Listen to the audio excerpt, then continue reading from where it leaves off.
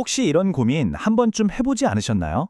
아이 때문에 또는 다른 가족을 돌보기 위해 근무 시간을 줄였는데 내 소중한 연차 휴가까지 줄어들면 어떡하지? 하는 고민이요. 오늘은 바로 이 복잡한 연차 계산법을 속 시원하게 파헤쳐 보겠습니다. 사실 이게 불과 얼마 전까지만 해도 대한민국 워킹맘, 워킹데디들의 아주 큰 골칫거리였어요. 그런데 말이죠. 최근에 법이 딱 바뀌면서 이 모든 상황이 정말 180도 달라졌습니다. 우선 과거 얘기부터 잠깐 해볼게요. 도대체 무엇이 문제였고 어떤 딜레마가 있었는지 알아야 지금의 변화가 얼마나 대단한 건지 알 수 있거든요. 예전에는요, 비례산정이라는 원칙이 있었어요. 이게 뭐냐면 내가 만약에 육아 때문에 하루 8시간 일하던 걸 4시간으로 줄이면 내가 받을 연차도 똑같이 반으로 깎이는 거예요. 일과 가정 둘 다 잡으려고 노력하는 건데 오히려 불이익을 받는 기분이었죠. 자, 그럼 이제부터가 진짜 중요합니다. 이 모든 것을 바꾼 그 획기적인 법 개정, 새로운 원칙에 대해서 본격적으로 한번 파고 들어보죠. 이게 뭐 하루아침에 뚝딱 바뀐 건 아니고요. 2022년부터 차근차근 논의를 거쳐서 드디어 2024년 10월부터 새로운 법이 시행된 겁니다. 일하는 가정을 제대로 지원하기 위한 아주 체계적인 변화 과정이었던 거죠. 그래서 핵심은 딱 하나입니다.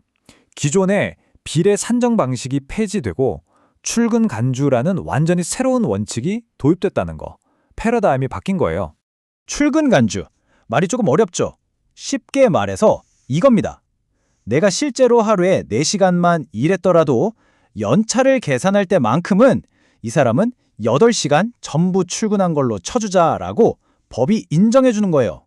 자, 그럼 이 출근 간주 원칙이 육아 때문에 근무 시간을 줄인 경우, 즉 육아기 단축 근무와 만나면 어떤 마법 같은 일이 벌어질까요? 연차는 예전처럼 100% 받아요. 15일이면 15일 그대로. 그런데 정작 내가 하루 휴가를 쓸 때는 단축된 근무 시간만큼만 연차에서 빠져나갑니다. 그러니까 연차는 그대로 받는데 쓸 때는 더 작게 쪼개서 쓸 수 있게 된 거죠. 자, 계산을 한번 같이 해볼게요. 예를 들어서 내가 연차를 15개 받았다고 쳐요.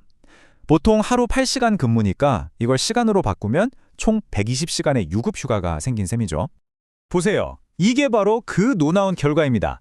나한테 주어진 연차는 총 120시간인데 나는 하루에 4시간만 일하니까 하루 쉬어도 4시간만 차감되잖아요? 그럼 120시간 나누기 4시간 하면 무려 30일.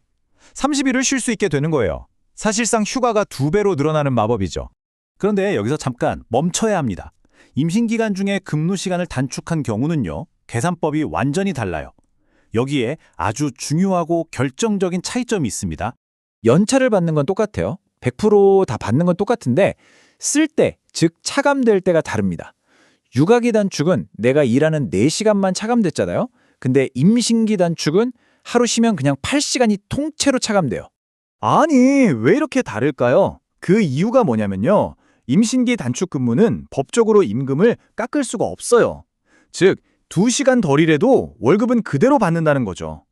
그래서 만약 연체까지 혜택을 주면 이건 이중 혜택이 될 수 있으니 공정성을 위해서 연차 사용은 전일제 근무자와 똑같이 8시간으로 맞춘 겁니다. 그래서 임신기 단축 근무 때의 연차 계산법은 아주 간단합니다. 그냥 8시간에서 내가 그날 실제 일한 시간을 빼면 돼요. 그게 바로 내 총 연차 시간에서 빠져나가는 시간인 거죠. 하루 토호로 쉬면 8시간, 4시간 일하고 2시간 일찍 퇴근하면 4시간이 차감되는 식입니다.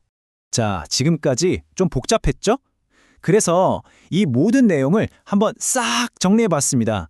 근로자든 회사든 우리 모두가 꼭 챙겨야 할 핵심 체크리스트예요. 근로자분들이라면 이 3가지만큼은 꼭 기억해두세요. 첫째, 내 연차는 무조건 100%다 받는다. 둘째, 내가 육아기 단축인지 임신기 단축인지에 따라 연차 차감 방식이 다르다는 걸 이해한다. 그리고 마지막으로 정확한 계산을 위해 연차를 며칠이 아니라 몇 시간 남았는지로 관리하는 게 훨씬 유리합니다. 그럼 회사, 특히 인사 담당자분들은 뭘 해야 할까요? 이것도 딱 3가지로 정리됩니다. 제일 먼저 회사 규칙부터 이 내용에 맞게 바꾸셔야 하고요. 두 번째는 급여나 인사관리 시스템도 업데이트해야겠죠? 그리고 마지막으로 가장 중요한 건 이 바뀐 내용을 모든 직원들에게 헷갈리지 않게 잘 설명하고 알려주는 겁니다. 그리고 이게 끝이 아니에요.